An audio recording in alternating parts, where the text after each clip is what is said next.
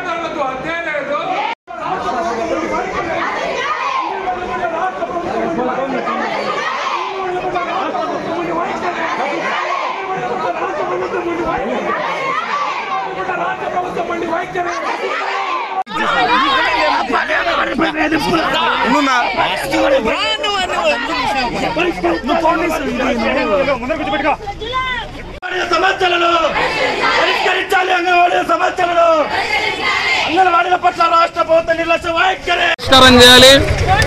పెరిగిన ధరలకు అనుగుణంగా జీతాలు పెంచాలని చెప్పి గత 40 రోజుల నుంచి అంగన్వాడీలు ఈ రాష్ట్రంలో సమ్మె చేస్తా ఉన్నారు. ఈ నెల 17వ తేదీ అంగన్వాడీల రాష్ట్ర నాయకత్వం అంతా కూడా నిరవధిక దీక్షల్లో కూర్చున్నారు. ఈరోజు వాళ్ళ ప్రాణాలన్నీ కూడా గాల్లో ఉన్నాయి. ప్రజాస్వామ్యతంగా పోరాడుతున్నప్పుడు ప్రభుత్వం స్పందించలేదు. అలాగే ఈ ప్రభుత్వం అనుసరిస్తున్న మొండి వైఖరి పట్ల నిరవధిక దీక్షలు దిగిన నాయకత్వాన్నింటినీ కూడా అరెస్టు చేసి ఈరోజు పోలీస్ స్టేషన్లకు తరలించబడి ప్రభుత్వం పూనుకుంది. ప్రజాస్వామ్యతంగా రాజ్యాంగబద్ధంగా ఇచ్చినటువంటి సమ్మెకును వినియోగించుకుంటున్న అంగన్వాడీ కార్యకర్తల పట్ల, అలాగే ప్రజాస్వామ్యతంగా పోరాడుతున్నటువంటి ప్రజా సంఘాల పట్ల రాష్ట్ర ప్రభుత్వం చాలా మొండిగా వ్యవహరిస్తూ ఉంది. ఈరోజు చట్టం ఏదో ప్రభుత్వానికి చుట్టమైనట్టు పోలీస్ ద్వారా ఈరోజు అంగన్వాడీ ఉద్యమాన్ని అణిచివేయాలని చెప్పి ప్రయత్నం చేస్తూ ఉంది. ఈ ప్రభుత్వం ఇప్పటికి 4-5 సార్లు చర్చలు జరిపినా కూడా ఏ చర్చల్లో కూడా ప్రభుత్వం అంగన్వాడీల పట్ల సానుకూలంగా లేకపోవడంతోనే ఈరోజు అనివార్యంగా చలోత విజయవాడ కార్యక్రమానికి మేము పిలుపునివ్వడం జరిగింది. ఇప్పటికే అంగన్వాడీల సమ్మెకు మద్దతుగా దాదాపు 1 కోటి మందికి పైగా సంతకాలు సేకరించాం. ఇవన్నీ కూడా ముఖ్యమంత్రి గారికి ఇవ్వడానికి వెళ్తున్నటువంటి అంగన్వాడీ కార్యకర్తల పట్ల, సిఐటి నాయకుల పట్ల ప్రభుత్వం పోలీసుల ద్వారా నిర్బంధాన్ని ప్రయోగించడం పూనుకున్నది.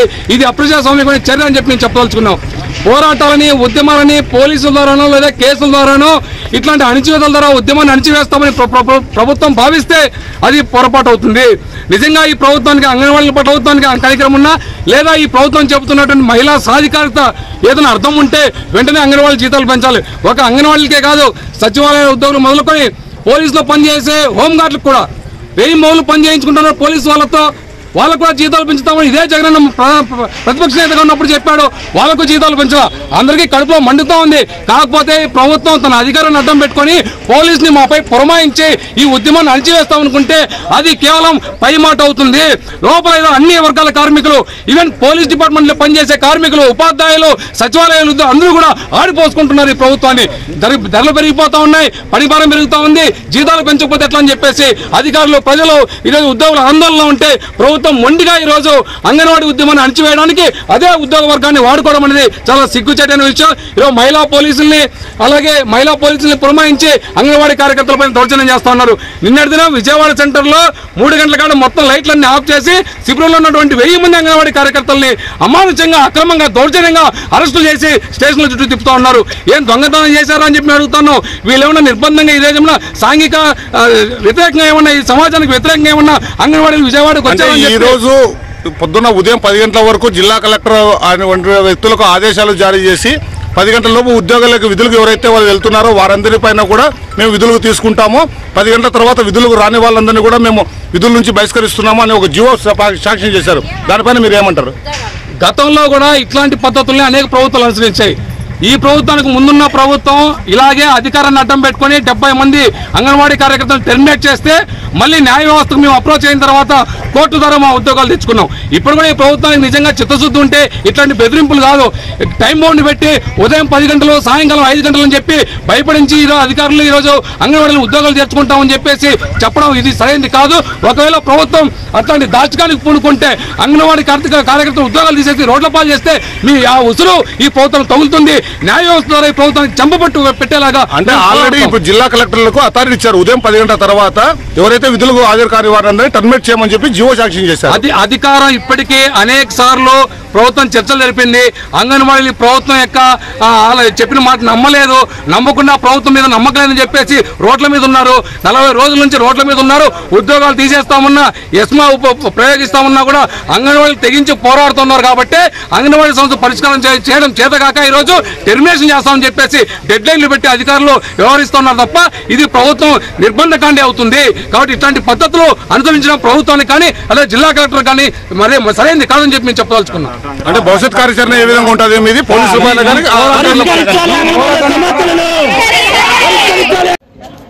న్యాయసమ్మతమైనటువంటి సమస్యలు పరిష్కారం చేయమని చెప్పి కనీస వేతనం ఇవ్వాలని చెప్పేసి రాష్ట్ర ప్రభుత్వం దృష్టికి తీసిపోయినప్పటికీ చర్చల పేరుతో కాలయాపన చేసి వాళ్ళ సమస్యలు పరిష్కరించకపోగా వాళ్ళ మీద బెదిరింపులు, అనేకమైనటువంటి నిర్బంధాలు పెట్టి ఎక్కడికి ప్రభుత్వం దిగిరాకపోవడం కారణంగానే మొత్తం కోర్టు సంతకాలు పెట్టి కనీసం మా సమస్యలు పరిష్కారం చేయమని చెప్పి చెప్దామని చెప్పేసి ప్రభుత్వానికి నిరసన తెలపడానికి వెళ్తున్నటువంటి వాళ్ళందరినీ కూడా ఈరోజు రాష్ట్ర వ్యాప్తంగా అన్ని చోట్ల కూడా పోలీసులను పెట్టి నిర్బంధించి అరెస్టులు చేయడం జరిగింది. కానీ జగన్మోహన్ రెడ్డి గారికి చెప్పదలుచుకుంది ఒకటే, ఒకసారి మీరు గతాన్ని నెమరు వేసుకోండి. ఇదేమి ప్రజాస్వామ్య దేశం అనేది కాకుండా ఇవి ఈరోజు వార్తలు. తిరిగి రేపటి వార్తల్లో కలుసుకుందాం. సెలవు, నమస్కారం.